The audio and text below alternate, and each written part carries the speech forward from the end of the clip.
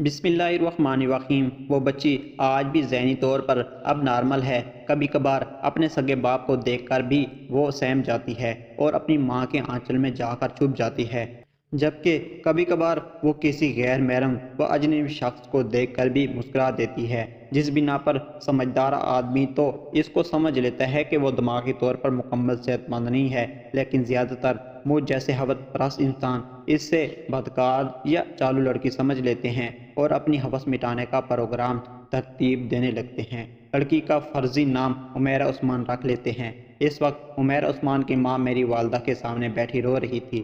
جب میں گھر میں داخل ہوا، اس نے مجھے دیکھتے ہی دوپٹے کو پلوں سے اپنے آنسو صاف کرنا شروع کر دیے۔ میری ماں، جس نے ابھی تک مجھے نہیں دیکھا تھا، وہ مسلسل رو رہی تھی۔ میں نے پیچھے سے آ کر اپنی ماں کو اپنے سینے سے لگا لیا اور ان سے رونے کی وجہ پوچھی، تو اس سے پہلے کہ میری ماں مجھے کچھ بتاتی، انہوں نے عمیرہ عثمان کی والدہ کو گھر چلے جانے کا کہا۔ وہ خاتون اٹھ کر اپنے گھر چلی گئی اور پھر میری ماں نے مجھے اپنے سامنے بٹھا لیا اور کہا کہ اس لڑکی کا والد 1.5 لاکھ روپے ایڈوانس کے عوض اپنی بچی کو کسی وڈیرے نواب کے ہاتھوں گھریلو کام کاج کے لیے بھیج رہا ہے۔ عمیرہ عثمان کے ساتھ 1.5 2 سال پہلے ایک حادثہ پیش آیا تھا۔ یہ ان دنوں کی بات ہے جن دنوں ملک میں آٹے کا شدید بحران تھا۔ ایک وقت کی روٹی کے لیے غریب لوگوں کی عزتیں خریدی اور بیچی جا رہی تھی۔ انہی غریب گھرانوں میں سے ایک گھرانہ عمیرہ عثمان کا بھی تھا۔ ایک دن اس کا والد سخت بیمار تھا۔ در حقیقت وہ بیمار نہیں تھا، بلکہ اسے بھوک نے اتنا لاغر کر دیا تھا کہ اس سے بستر سے اٹھا ناممکن ہو رہا تھا۔ اس وقت انہیں مانگنے پر بھی بھیک ملنے کی امید بھی نہ تھی۔ اسی وقت ایک شخص جو کہ فطرتاً درندہ اور شیطان تھا، وہ ہمدردی کا لباس اوڑھے ہوئے وہ عمیرہ عثمان کے گھر پہنچا اور ان سے کہا کہ میرے گھر میں غریبوں کے لیے کچھ آٹا پہنچ چکا ہے، آپ لوگ کسی کو بھیج کر وہاں سے اپنے لیے آٹے کے 2 تھیلے لے لیں۔ وہ جانتا تھا کہ اس وقت آٹے کے لیے آنے والے ان کے جوان بیٹی عمیرہ کے سوا کوئی بھی موجود نہیں ہے۔ اس کی والدہ کسی فوتگی پر گئی ہوئی ہے اور باپ خود سخت بیمار ہے۔ بستر سے اٹھ کر ایک قدم چلنا بھی اس کے لیے محال ہے۔ ہر صورت میں عمیرہ عثمان کو ہی آٹا لینے کے لیے جانا ہے۔ وہ پیغام دے کر گھر پہنچ گیا۔ اس کا گھر بالکل خالی تھا اور کچھ ہی دیر میں عمیرہ عثمان بھی پہنچ گئی۔ عمیرہ عثمان کے پہنچتے ہی اس نے گھر کا بیرونی دروازہ بند کر دیا۔ اس کے دوستوں نے عمیرہ عثمان کے منہ پر ہاتھ رکھ لیا، اسے اپنے کمرے میں لے گئے۔ 3 دوست مل کر لگاتار 6 گھنٹے تک اس غریب اور معصوم بچی کی عزت کو تار تار کرتے رہے۔ باپ کے لیے خود وہاں تک چل کے جانا ممکن نہیں تھا۔ اس نے اپنی سب سے چھوٹی بیٹی کو پوچھنے بھیجا تو اس کی بیٹی کو وہاں کھلونا دے کر بیٹھا دیا گیا اور وہ کھلونے کے ساتھ کھیلتی رہی۔ اندر اس کی بہن کی عزت لٹتی رہی، یہاں تک کہ جب سب نے 2 2 3 3 مرتبہ اپنی حوث مٹا لی تو اس غریب لڑکی کو اس کی بہن کے ساتھ اس کے گھر بھیج دیا گیا۔ اس کے گھر پہنچتے ساتھ ہی اس کی والدہ بھی پہنچ گئی۔ اس نے گھر پہنچتے ہی اپنی ساری روادات اپنے والدین کو سنا دی۔ گھر میں کوہرام مچ گیا، بات سارے گاؤں میں پھیل گئی۔ سب لوگوں کو ہمدردی تو اس غریب بچی سے تھی، مگر سب لوگ کھڑے اس وڈیرے کے بیٹے کے ساتھ تھے۔ اس وقت میرے گاؤں کے لوگوں کا کردار ٹھیک کفر کے لوگوں جیسا تھا، جن کے دل تو اس بات کی گواہی دیتے تھے کہ حسین حق پر ہے، لیکن ان کی تلواریں یزید کے ساتھ تھی۔ بالکل ایسے ہی سب کو پتہ تھا کہ اس غریب کی بچی کے ساتھ ظلم ہوا ہے، لیکن سب لوگ وڈیرے کے بیٹے کے ساتھ تھے۔ مجھ جیسے چند نوجوان لوگوں نے غریب بچی کے لیے انصاف کی جنگ لڑنے کا فیصلہ کیا، لیکن جلد ہم کو بھی ڈرا دھمکا کر بیٹھا دیا گیا۔ ہم میں سے 3 لڑکے ابھی بھی کھڑے رہے، جن میں سے ایک میں بھی تھا، لیکن اب ہماری بجائے انہوں نے اس غریب فیملی کو ڈرا دھمکا کر اور کچھ لے دے کر کچھ پیسے قانونوں کے رکھوالوں کو دے کر کیس کو رفع دفع کروا دیا۔ یہاں تک کہ پورا زور لگانے کے باوجود ہم لوگ فقط FIR تک نہ کروا سکے۔ ہم لوگوں نے لڑکی کے باپ سے شکوہ کیا کہ ہم نے تمہارے لیے دشمنی مول لے لی، تم نے یہ سب کیوں کیا؟ تو اس نے ہم کو جواب دیا کہ جب تم لوگ باپ بن جاؤ گے اور غریب ہوگے تو تم کو سمجھ آئے گی۔ اس کے جواب کے بعد نہ تو ہم میں مزید کوئی سوال کرنے کی ہمت رہی تھی، نہ ہی شاید وہ جواب دینا چاہتا تھا، اسی لیے وہ اپنے راستے پر چل دیا اور ہم چاہ کر بھی اس کو روک نہ سکے۔ اس کی آواز اتنی بہرائی ہوئی تھی، میرا دل کہتا تھا کہ اس کے آنسو بہتے جا رہے ہوں گے۔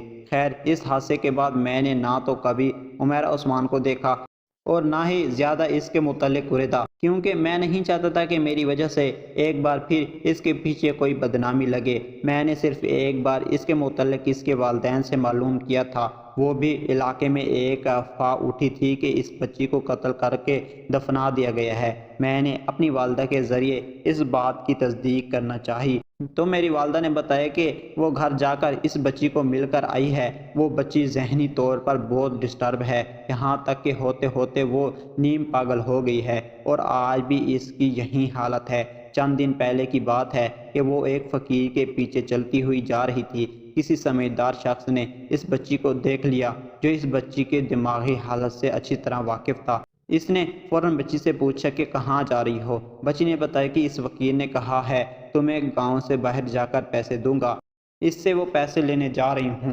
سمجھدار شخص نے حقیقت کو جان لیا، فقیر کو بے عزت کر کے گاؤں سے نہ صرف نکال دیا بلکہ دوبارہ داخلے پر پابندی لگا دی۔ بچی کو اپنی جیب سے کچھ رقم دے کر اس کے گھر چھوڑ آیا۔ اب اس ذہنی معذور بچی عمیرہ عثمان کو اس کا والد 1.5 لاکھ ایڈوانس کے عوض ایک وڈیرے کے حوالے کر رہا ہے۔ بچی کی والدہ اس بات پر راضی نہیں، کیونکہ بچی پہلے سے بہت بہتر ہے مگر دماغی طور پر مکمل تندرست نہیں ہے۔ اس سے بھی بڑی وجہ یہ ہے کہ بچی کے ساتھ بہت بڑا سانحہ پیش آ چکا ہے اور والدین کے پاس رہتے ہوئے یہ سب کچھ ہو گیا ہے۔ والدین کی آنکھوں سے دور ہوتے ہوئے پتہ نہیں کتنے ستم ہوں گے۔ ان سب کو دیکھتے ہوئے بچی کی والدہ اسے بھیجنے پر بالکل بھی راضی نہیں۔ پہلے اس نے خود کوشش کی کہ اپنے شوہر کو بچی نہ بھیجنے پر راضی کر لے، مگر جب وہ ناکام رہی تو خود چل کر میری والدہ کے پاس آئی۔ میری والدہ گاؤں کی تمام بچیوں کو مفت قرآن پاک کی تعلیم دیتی ہے، فوت ہو جانے والی خواتین کو غسل بھی دیتی ہے، کفن بھی تیار کرتی ہے۔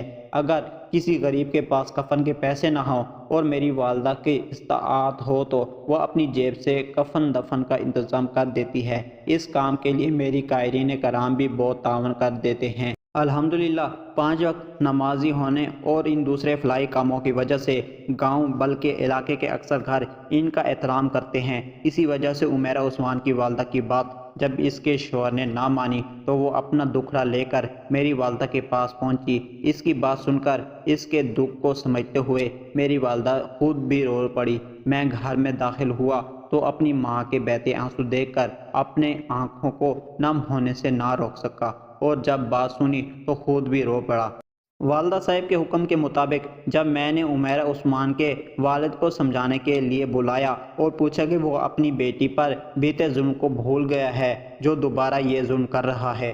میری بات سن کر عمیرہ عثمان کا والد جواب دینے ہی والا تھا کہ اس کے آنسو بہنے لگے۔ میں نے اسے گلے لگا کر تسلی دی تو اس نے روتے ہوئے بتایا کہ اسے اپنی بچی کا ماضی اچھی طرح یاد ہے مگر اب اس کے پاس کرنے کو اور کوئی کام نہیں ہے، مزدوری ملتی نہیں ہے، اس لیے بیٹی کو وڈیرے کے گھر کام کے لیے بھیج کر 1.5 لاکھ ایڈوانس لینا چاہتا ہوں۔ ان پیسوں سے گنے کے جوس والی ریڑھی خرید لوں گا اور اس پر گنے کا جوس بیچ کر رزق کما لوں گا۔ بچی 2 سال تک کام کر کے قرض اتار دے گی تو پھر اس کی شادی کر دوں گا۔ میں نے سوال کیا یہ ہی بیٹی کیوں بھیج رہے ہو تو اس نے روتے ہوئے جواب دیا اس نے درندگی سہ لی ہے، مجھے پتہ میری بیٹی میرے پاس محفوظ نہیں تھی تو مجھ سے دور کیسے محفوظ ہوگی، مگر میں مجبور ہوں اس لیے اسے بھیج رہا ہوں۔ اگر دوسری کو بھیجتا ہوں تو خدا نخواستہ وہ اس سے بھی زیادہ پاگل نہ ہو جائے۔ عمیرہ کا والد اپنی بات مکمل کر کے ایک بار پھر رونے لگا۔ میں نے اس کو تسلی دی اور اس سے 1 ہفتے کا وقت مانگا کہ 1 ہفتے تک بچی کے عوض پیسے نہ لیں، میں کوشش کر کے تمہیں گنے کے جوس والی ریڑھی لگوا دیتا ہوں۔ اس نے مجھے وعدہ کیا اور چلا گیا۔